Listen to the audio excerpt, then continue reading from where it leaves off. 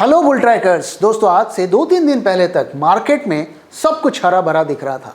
Investor का confidence काफ़ी ज़्यादा हाई था। लोग 22,000 से लेकर 25,000 तक का टारगेट्स दे रहे थे। लेकिन इन 2 दिनों में कुछ ऐसा हो गया जिससे इन्वेस्टर का कॉन्फिडेंस थोड़ा हिल गया और लोगों को जो है अब मार्केट के ग्रोथ के ऊपर थोड़ा एक क्वेश्चन मार्क दिखने लगा।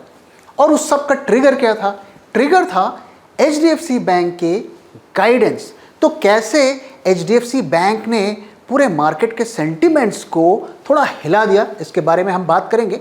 लेकिन HDFC बैंक जो है पूरे इक्वेशन का सिर्फ एक पार्ट है।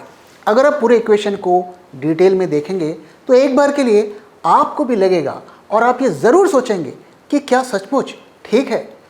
तो आइए देखते हैं कि वो कौन से वो फैक्टर्स हैं जो इस रैली के ऊपर ब्रेक लगा सकते हैं। तो जैसा कि मैंने कहा कि HDFC बैंक के जो गाइडेंस है उसने मार्केट को गिरने का एक छोटा सा ट्रिगर दिया, लेकिन वो सिर्फ वही एक वजह नहीं है जिसकी वजह से मार्केट गिर रहे हैं। और भी मार्केट्स में ट्रिगर हैं जो मार्केट्स को नीचे की तरफ पुश कर रहे हैं। और वो क्या है, आइए एक एक करके देखते हैं।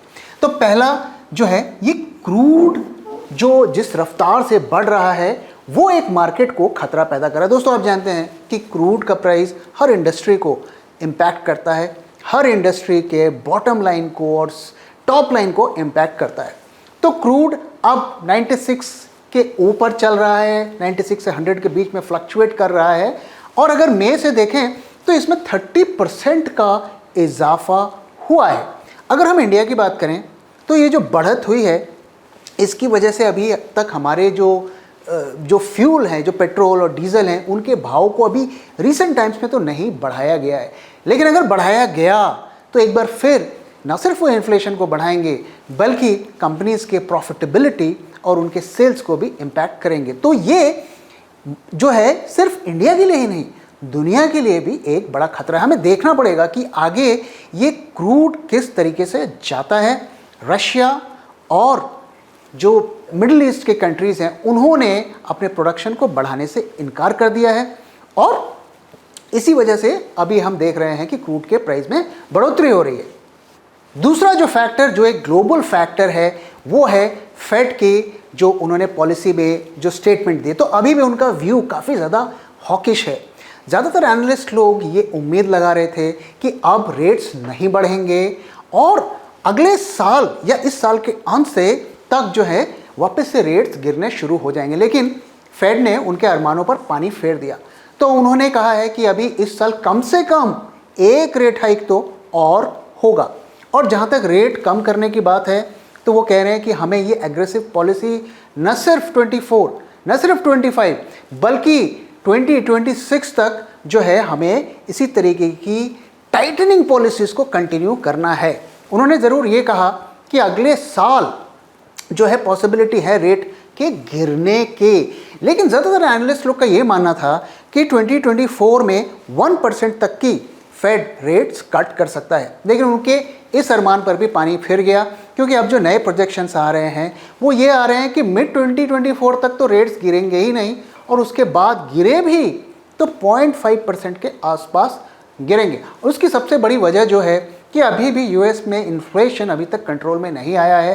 फेड का जो इन्फ्लेशन का टारगेट है 2% का है और न सिर्फ वहाँ तक हमें उन्हें उसको टच करना है बल्कि उस लेवल पर उसे सस्टेन करना है।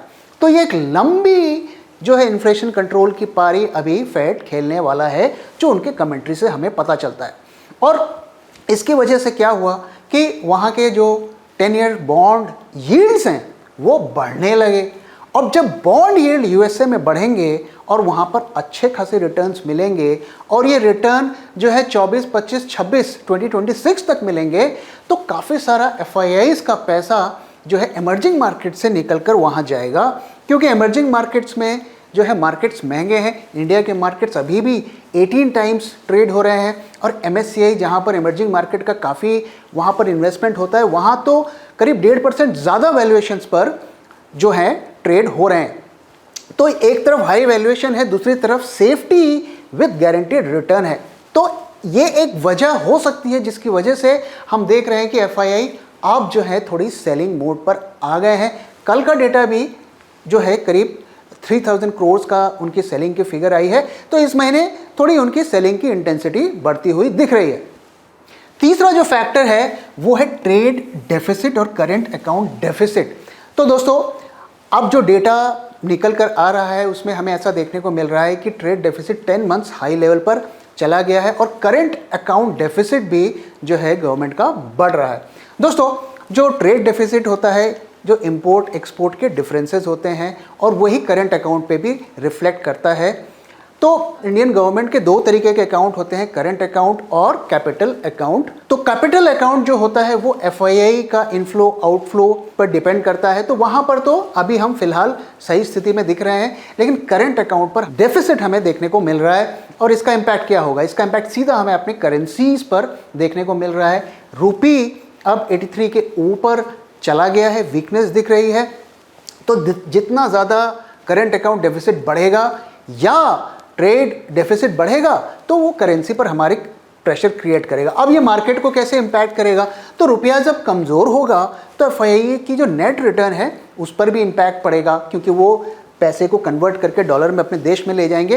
तो ये भी जो है उनकी सेलिंग को बढ़ा सकता है।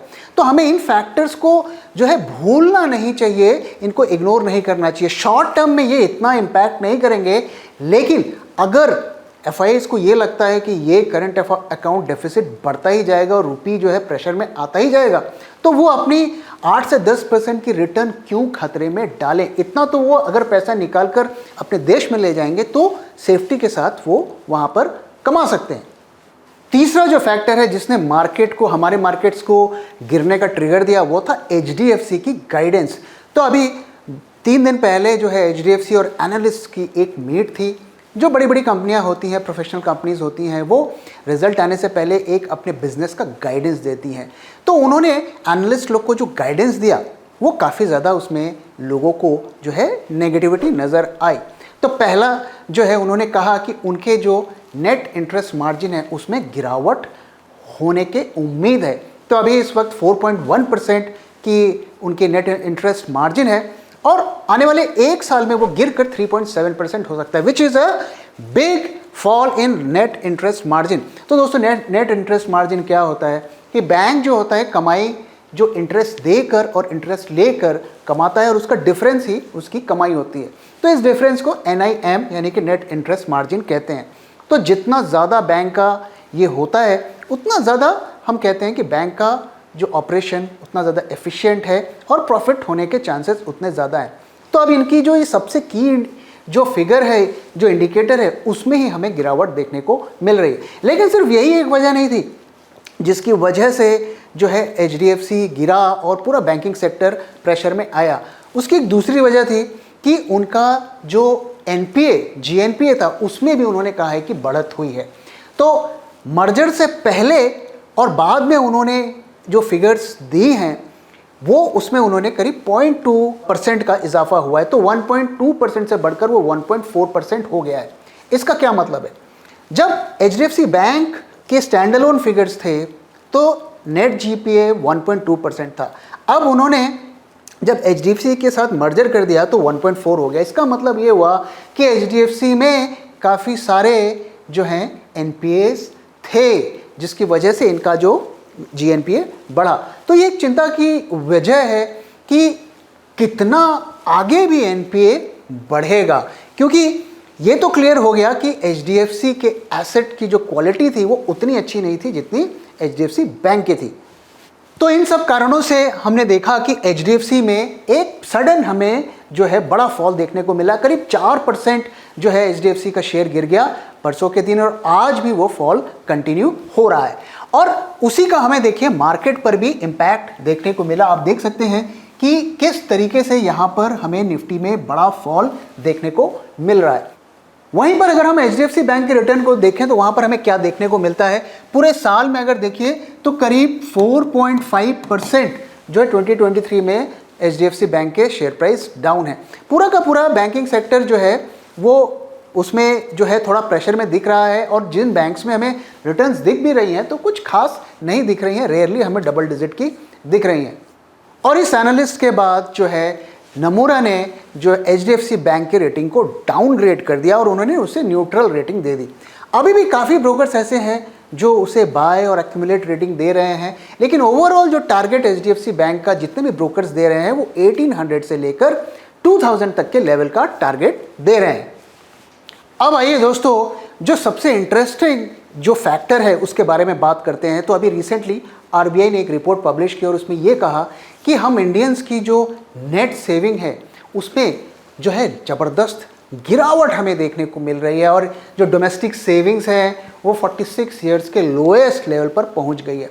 तो ये चार्ट अगर आप देखिए, ये आरबीआई ने पब्लिश किया है और इसमें आप देख सकते हैं कि कैसे कोविड आने के बाद जो है हमारी सेविंग्स में इजाफा हुआ। अब और इसका कारण क्या था कि लोगों ने खर्चे करने कम कर दिए थे, दुकानें बंद थी, लॉकडाउन था, वो बाहर घूमने नहीं जा रहे थे और घर में बैठे थे, तो उनकी सेविंग्स में हमें एक इजाफा देखने को मिला।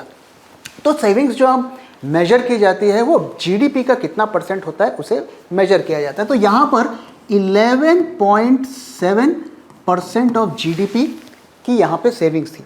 उसके बाद जो है जैसे जैसे लॉकडाउन्स खुले और रिकवरी होनी शुरू हुई कोविड की, तो यहाँ पर हमें सेविंग्स में गिरावट होती हुई दिखी और यहाँ पर हम करीब जो है 7.5% के आसपास जो है हमारी सेविंग्स हो गई। और इसके बाद आप देखिए तो हम यहाँ पर 5.1% ऑफ जीडीपी पहुँच गए हैं। तो ये क्लियर कट ये जो गिरावट हमें देखने को मिल रही है ये 46 ईयर्स के लोएस्ट लेवल पर हम यहाँ पर स्टैंड कर रहे हैं। तो ये अच्छी बात नहीं है क्योंकि हम इंडियंस के बाद कोई सोशल सिक्योरिटी नहीं होती है, तो हमारी सेविंग्स ही हमारे एसेट होते हैं। और सिर्फ यही एक चिंता की बात नहीं है, दूसरी चीज़ क्या है कि उनके जो कर्जे हैं उसमें 76% का इजाफा हुआ है। तो जो नेट सेविंग कैलकुलेट की जाती है वो कर्जों को हटाकर की जाती है। तो ऑब्वियसली कर्जा बढ़ना भी एक बड़ा रीज़न है जिसकी वजह से जो है उनके सेविंग्स में गिरावट आया है। तो इतना ज़्यादा कर्जा बढ़ने का भी एक नेगेटिव इम्प्लीकेशन है कि क्या अगर कोई मेजर प्रॉब्लम फ्यूचर में आती है तो क्या एनपीएस और बढ़ेंगे। तो ये भी एक चिंता का विषय है खास करके बैंकों के लिए। मैं दोस्तों मैं बता दूं आपके लिए कि कई बैंक्स के जो अनसिक्योर्ड लोन्स हैं उनमें भी हमें काफ़ी ज़्यादा बढ़त जो है देखने को मिली है। वो डेटा मेरे पास इस वक्त नहीं है, जब आएगा तो मैं ज़रूर आपके साथ शेयर करूँगा। अब आइए एक और मैं इंटरेस्टिंग डेटा आपके साथ शेयर करता हूँ। तो हमारी सेविंग्स नेट सेविंग्स में जो गिरावट आई, तो एक तो वजह ये थी कि हमने ज़्यादा कर्जा लिया।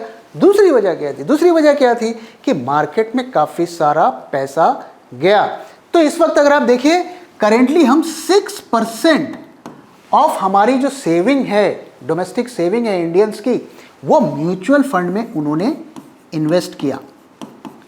6% सेविंग उन्होंने म्यूचुअल फंड में लगा दी। और अगर इसको हम 2021 में कंपेयर करें तो यहाँ पे करीब 1.2% था। तो इतना सारा जो पैसा, क्योंकि इस दौरान हमने मार्केट में राइज देखने को मिला, तो उस राइज से फोमो से ग्रसित लोगों ने काफ़ी सारा पैसा जो है म्यूचुअल फंड्स में राउट किया। अब आप देखिए आपके पास एक सेफ्टी नेट था अपनी सेविंग्स का, आपने जो है उसको कम किया कर्जा लेकर और मार्केट में पैसा लगाकर। दोनों रिस्कियर एसेट्स में आपका पैसा लगा हुआ है। अब आप देखिए दोनों केसेस में आप प्रॉफिट किसे दे रहे हैं? आप प्रॉफिट दे रहे हैं कॉरपोरेट्स को।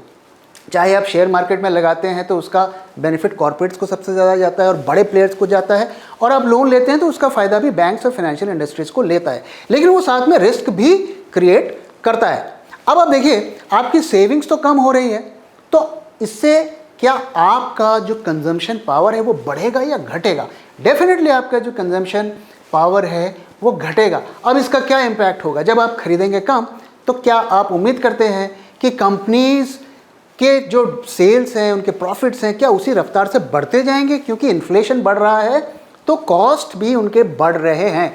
तो ओवरऑल अगर आप देखें तो ये सिचुएशंस जो है स्टॉक मार्केट्स के लिए, कंपनी के प्रॉफिटेबिलिटी के लिए अच्छी नहीं लगती है। लेकिन इसके बावजूद भी कॉरपोरेट्स को, मार्केट्स को ये चीज़ें पता है, इसके बावजूद भी मार्केट ऊपर बढ़ रहे हैं। क्यों बढ़ रहे हैं? क्योंकि मार्केट ग्रेटर फूल्स थ्योरी पे काम करता है, यानी कि जो सबसे पहले खरीदता है वो सबसे स्मार्ट होता है और जो सबसे आखिरी में खरीदता है वो सबसे बड़ा बेवकूफ़ होता है। तो दोस्तों इसी के साथ इस वीडियो को मैं यहाँ पे ख़त्म कर रहा हूँ। वीडियो कैसा लगा ज़रूर बताइएगा, अपना फीडबैक ज़रूर शेयर करिएगा और मैं जल्दी आऊँगा अगले वीडियो के साथ। Thank you very much for your time and thank you for watching.